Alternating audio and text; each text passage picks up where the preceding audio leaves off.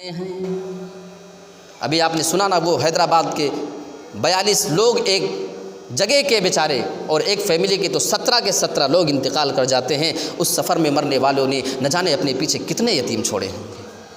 اب اس میں ان بچوں کا کیا قصور ہے بھائی؟ اب اگر سماج ان بچوں پہ ظلم کرے تو اللہ کی قسم اس سے بڑا کوئی معاملہ ہمارے اور سماج میں کچھ نہیں ہو سکتا ہے۔ اس آدمی کا انتقال ہوا، انتقال تو سب کا ہوتا ہے، لیکن کچھ موتیں انسان کو تڑپا جاتی ہیں۔ ایک آدمی دیکھ رہا ہے، اس کی 3 سال کی بچی ہے، کوئی 5 سال کی بچی ہے، معصوم بچے اور بچیاں تڑپ رہے، کچھ یتیم ہیں، کچھ بالغ ہو چکے، کچھ نابالغ بھی ابھی ہیں۔ دل بڑا تڑپ رہا تھا۔ اللہ کی قسم کبھی کبھی جب گھر میں کسی باپ کا انتقال ہو جائے، معصوم چھوٹے بچوں کو پتہ نہیں ہوتا ہے کہ یہ انتقال کیا ہے، کیا ہوتا ہے کسی کا مر جانا، نہیں معلوم اسے۔ ہاں رو لیتے کبھی کبھی یہ دیکھ کر کے کہ ہماری ماں رو رہی ہے، کبھی کبھی یہ دیکھ کر کے ان کی آنکھ میں آنسو آ جاتے ہیں کہ ہمارے گھر والے کیوں رو رہے ہیں۔ انہیں وجہ نہیں معلوم ہوتی ہے کہ آج کے بعد سے ہمارے باپ کا وہ چہرہ ہمیں دیکھنے کو نہیں ملے گا، ہماری تمام چیزوں کا انتظام کرنے والا ہمارا باپ اس دنیا سے جا رہا ہے۔ یتیم ہونے میں وقت نہیں لگتا۔ ایک آدمی یہ معاملہ بہت باریکی سے دیکھ رہا تھا، نظر گڑائے ہوئے، اندر سے ٹوٹا ہوا ہے۔ 2-4 مہینہ گزر جاتا ہے، اور اسی آنے والے رمضان میں، جیسے ابھی رمضان آنے والا ہے، 3 مہینہ باقی، ایسے کچھ وقت تھا، آنے والے رمضان میں اسی گاؤں کے ایک اور آدمی کا بھی انتقال ہو جاتا ہے۔ یہ قبرستان پہ گیا، مٹی جنازہ وغیرہ ہونے کے بعد، دعا مانگنے کے بعد، اچانک اس کی نظر اس یتیم بچے کے اوپر پڑ جا رہی ہے جس کے باپ کا چند مہینے پہلے انتقال ہو گیا تھا۔ اپنے پیچھے اس نے کئی یتیم بچوں اور بچیوں کو چھوڑا تھا۔ یہ مقام و مرتبہ میں اس بچے سے بہت اونچا ہے، عمر میں بھی بڑا ہے، مقام میں بھی بڑا ہے، علم میں بھی اس بچے سے بہت آگے ہے، لیکن میرے پیارے ساتھیوں، وہ یتیم کی عزت کر رہا ہے۔ یتیم بچے کے پاس خود سے چل کر کے جاتا ہے۔ آج ہم اپنے سماج اور معاشرے میں پائے جانے والے یتیموں کا کبھی حال اور خیریت معلوم نہیں کرتے۔ ہمیں لگتا ہے کہ ہم تو اسے مقام میں بڑے ہیں۔ میرے پیارے ساتھیوں، اللہ کی قسم آپ کتنے بھی بڑے کیوں نہ ہو جائیں، آپ نبی سے بڑے کبھی نہیں ہو سکتے ہیں۔ اور وہ باتیں میں بھی آپ کو بتاؤں گا۔ یہ آدمی اس یتیم بچے کے پاس گیا، بیچارہ یوں نیت باندھے کھڑا ہے، شاید اسے اپنے باپ کے انتقال کا زمانہ یاد آیا ہوگا۔ یہ اس کے پاس جا کر کے سوال کرتا ہے، اے میرے بیٹے، یہ بتا کیا تیرے لیے عید کے کپڑے کا انتظام ہو گیا یا نہیں؟ ہر بار تو باپ رہتا تھا، فکر نہیں ہوتی تھی، باپ کیسے بھی کر کے لائے لیکن لاتا ضرور ہے۔ بچے نے انکار کر دیا، نہیں ابھی تو نہیں آئے۔ دل بڑا پریشان ہوتا ہے۔ اور میں آپ کو بتاؤں، رمضان کا مہینہ تھا، ظہر کے بعد مٹی ہوئی تھی، چلچلاتی ہوئی گرمی کا مہینہ، دھوپ تھا، دھوپ بالکل سروں کے اوپر سے شعلے برسا رہی ہے۔ یہ آدمی روزے کی حالت میں ہے، تھکا ہے، منہ سوکھا ہے، پیاسا ہے، ساری کیفیت سے دوچار ہے، لیکن اسی وقت یہ ارادہ کرتا ہے ابھی کا ابھی، اور یہی جنازے گاہ سے میں اس کو اسی وقت جو ہے مارکیٹ میں لے جا کر کے اس کو کپڑے دلاتا ہوں۔ ایسے کام کرنے کی ضرورت ہے۔ صرف نمازیں اور روزے، اس کا نام صرف اسلام نہیں، معاف کرنا۔ اور سب سے اچھی مارکیٹ میں لے جاتا ہے، سب سے اچھی دکان پہ لے جاتا ہے، اس کی پسند کی تمام چیزیں دلاتا ہے، ضرورت کی چیزیں دلانے کے ساتھ ساتھ، کیونکہ بچہ ہے نا، اپنے ہم عمر بچوں کو جب دیکھے گا، شوق والی چیزیں ان کے سر اور چہرے پر ہوں گی، اس کو بھی ارمان نہ پیدا ہو جائے میرا باپ ہوتا تو مجھے بھی دلا دیتا۔ اس کے شوق کی چیزیں بھی دلاتا ہے، جو ضرورت کی نہیں صرف شوق کی چیز تھی اس کو بھی دلا دیتا ہے، اور اس کو لا کر کے گاؤں کے باہر نہیں اتار رہا ہے۔ اس بار وہ اس کے چہرے پہ خوشی دیکھنا چاہ رہا تھا کہ کیا میں اس یتیم کے چہرے پہ خوشی لا سکا یا نہیں لا سکا، یہ میرا عمل جو تھا میں کامیاب ہوا یا نہیں ہو سکا، یہ وہ دیکھنا چاہ رہا تھا۔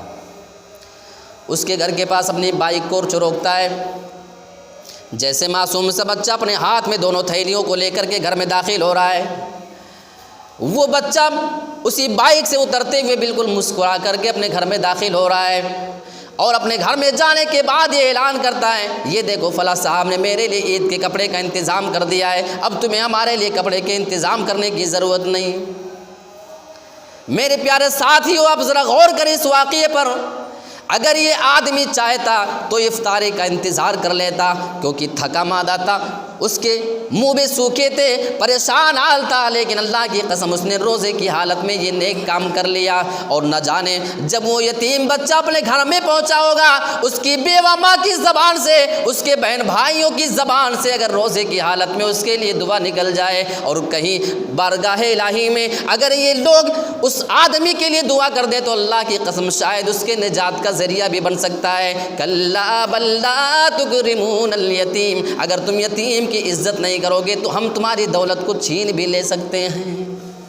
یہ کام ہمیں کرنا پڑے گا صاحب۔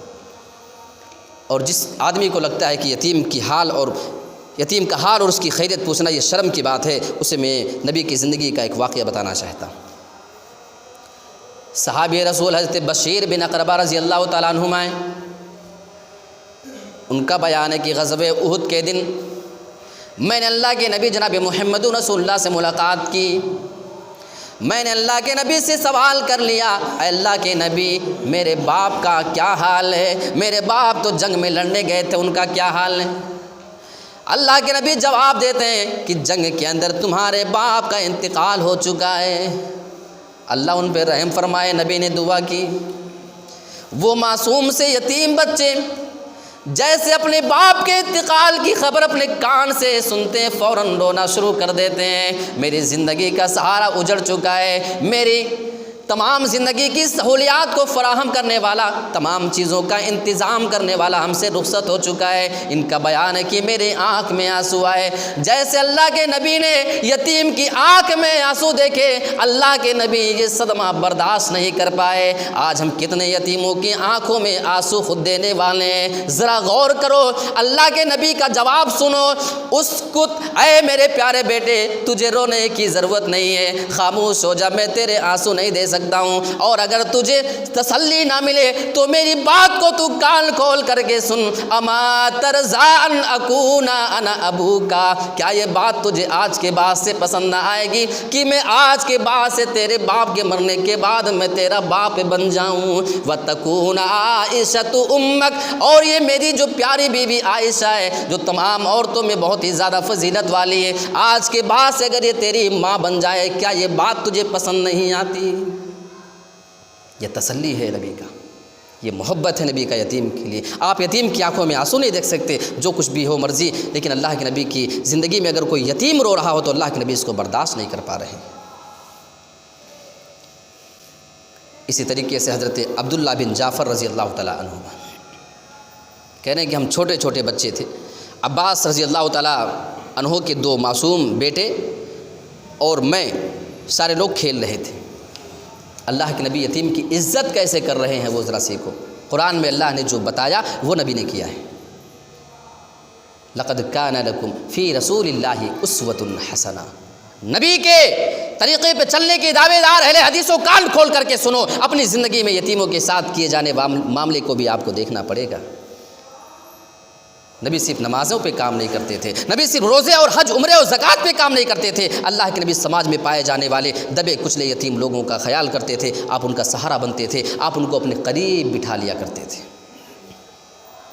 کہہ رہے ہیں کہ اللہ کے نبی سواری سے گزر رہے تھے،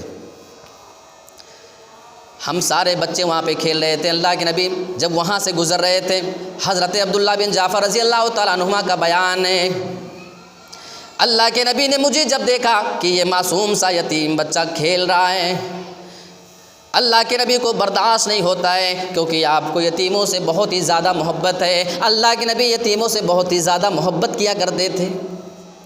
آپ نے فرمایا ارفعوا ھذا الی، اے میرے صحابہ اس یتیم اور معصوم بچے کو میرے پاس اٹھا کر کے دے دو۔ آپ کے پاس اٹھا کر کے دے دیا گیا۔ اللہ کے نبی نے اس معصوم بچے کو اپنی سواری کے آگے بٹھا لیا، اپنے آگے بٹھا کر کے سر پہ شفقت کا ہاتھ پھیر رہے ہیں، اور اللہ کے نبی پھر دعا کر رہے ہیں، اے اللہ تعالیٰ تو ان لوگوں کا حامی بن جا، تو ان لوگوں کا مددگار بن جانا، تو ان یتیموں کو بے سہارا نہیں چھوڑنا۔ نبی نے شفقت کیا ہے، نبی نے شفقت کرنے کا آرڈر بھی دیا ہے۔ ایک سوال پوچھوں آپ سے، کیا یتیم کا سماج میں ہونا یہ فائدہ مند ہے؟ یہ بڑا اچھا سوال ہے۔ اس کا جواب یہ ہے کہ جی ہاں، کسی بھی سماج میں، کسی بھی گاؤں میں کسی یتیم کا ہونا یہ فائدے سے خالی نہیں، بہت بڑا اس کا فائدہ ہے۔ اور مسند احمد کی حدیث پیش کرتا ہوں، علامہ البانی رحمۃ اللہ علیہ نے اس حدیث کو حسن قرار دیا ہے۔ اللہ کے نبی جناب محمد رسول اللہ کے پاس ایک صحابی رسول آتے ہیں، آنے کے بعد اپنے دل کی سختی کا ذکر کرنے لگے، اپنے دل کی سختی کا تذکرہ کریں۔ اللہ کے نبی میرا دل بہت سخت ہو گیا ہے، میں اپنے دل کو بہت ہی سخت پا رہا ہوں، اے اللہ کے نبی آپ کوئی ایسا کام بتائیں کہ میرا دل نرم ہو جائے، اللہ نے میرے دل کو سخت بنا دیا ہے۔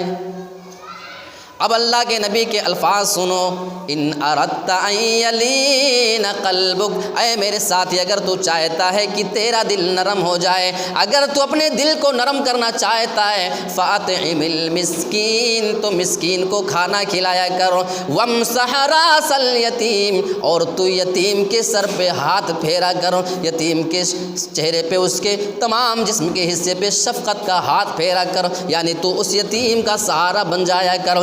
اس حدیث سے معلوم ہوتا ہے اگر کسی سماج میں یتیم پائے جاتے ہوں، اگر ان کے ساتھ اچھا معاملہ کیا جائے تو دل کی سختی ختم ہو سکتی ہے۔ کچھ لوگوں کو دیکھا جاتا ہے ان کے دل بڑے سخت ہوتے ہیں، انہیں چاہیے کہ یتیموں کے ساتھ اپنے معاملے کو بہتر سے بہتر بنانے کی کوشش کریں۔ تو بات سمجھ میں آ رہی ہے، یہ یتیم کا مقام ہماری شریعت نے سمجھایا ہے۔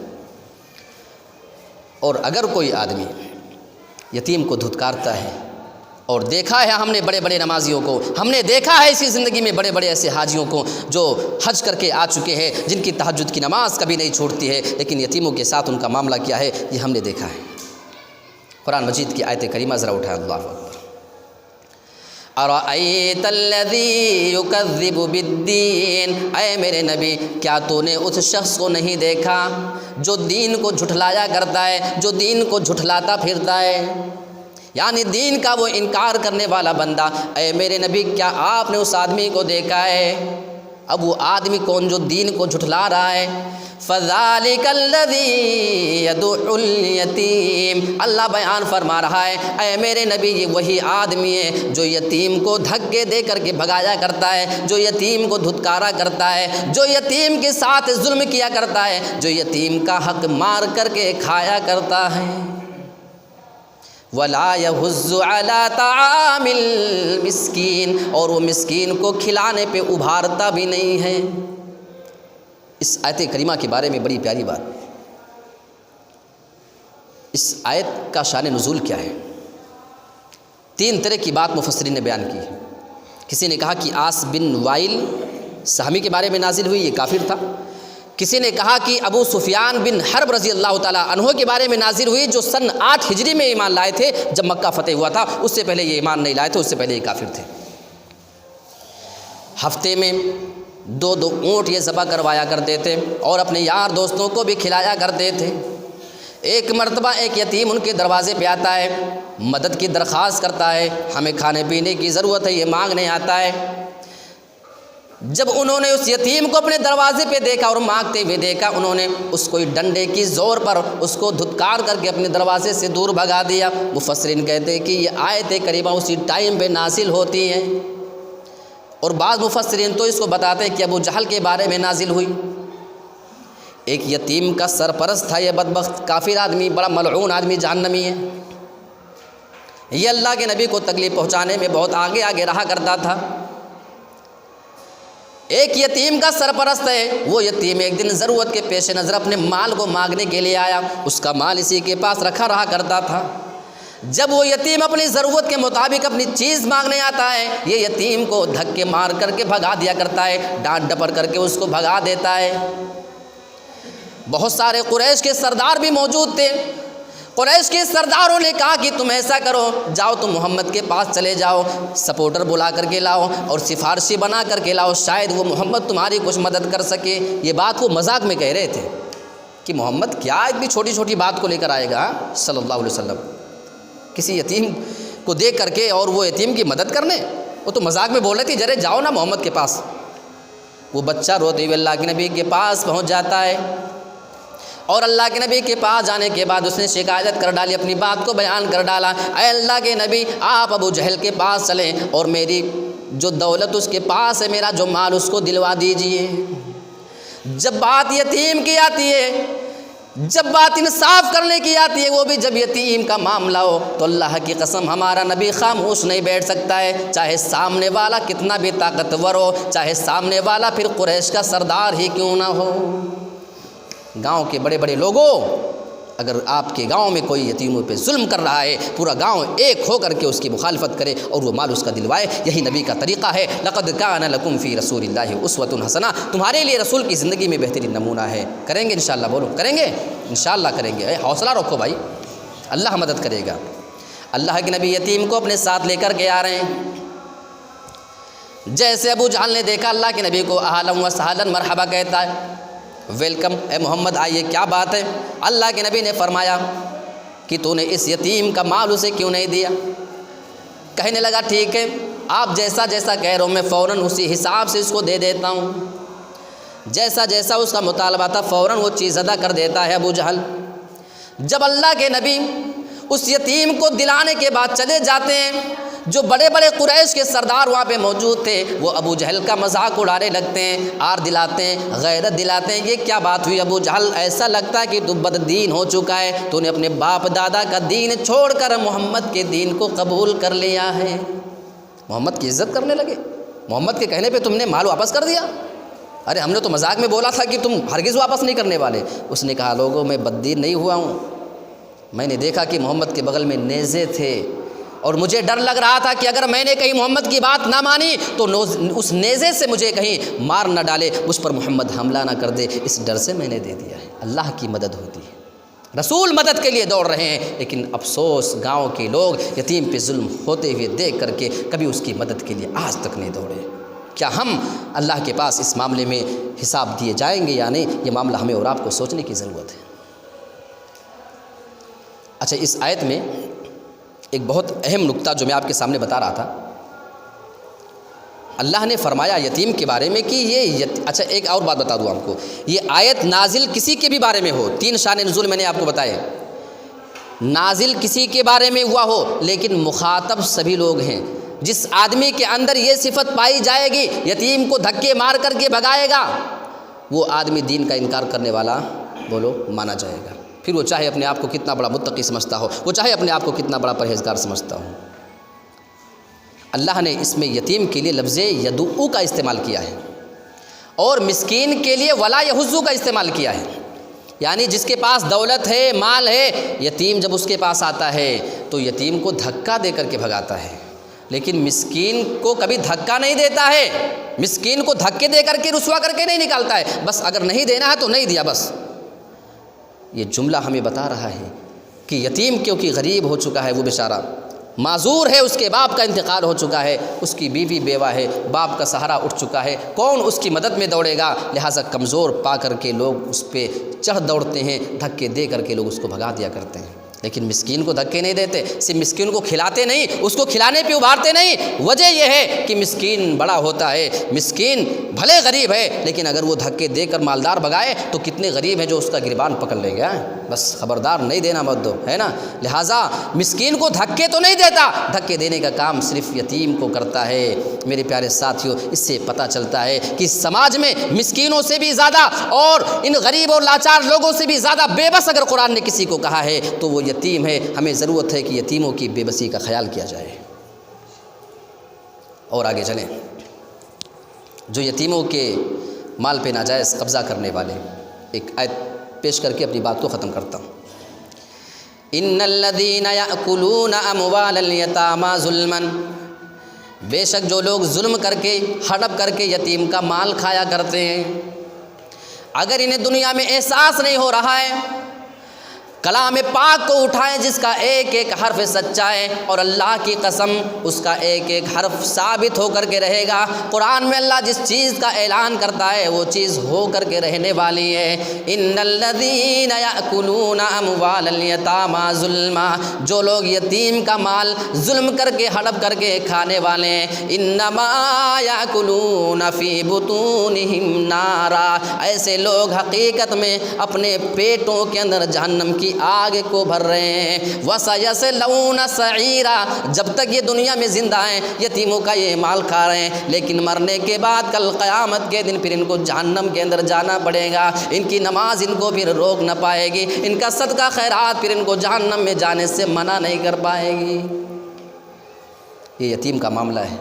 کیونکہ وقت ہو چکا ہے، میں زیادہ وقت لینا نہیں چاہ رہا ہوں، اور نماز کا بھی وقت ہے، اور کیونکہ مجھے بھی جا کر کے یہاں سے پھر رخصت بھی ہونا ہے، اور 9:30 کے آس پاس تقریباً میری ٹرین بھی ہے۔ یہ اللہ رب العالمین کی مرضی تھی کہ میں آپ کے بیچ میں حاضر ہو سکا اور آپ سے مخاطب ہونے کا موقع ملا۔ اللہ رب العالمین کا میں شکر ادا کرتا ہوں۔ اس کے بعد آپ تمام احباب کا بھی شکر گزار ہوں کہ جنہوں نے اس لائق مجھے سمجھا کہ اپنے بیچ میں کچھ باتیں رکھنے کا موقع دیا۔ اللہ رب العالمین کہی گئی تمام باتوں پہ ہم سب کو عمل کرنے کی پوری توفیق عطا فرمائے، آمین۔ وآخر دعوانا ان الحمد للہ رب العالمین، والسلام علیکم ورحمۃ اللہ وبرکاتہ۔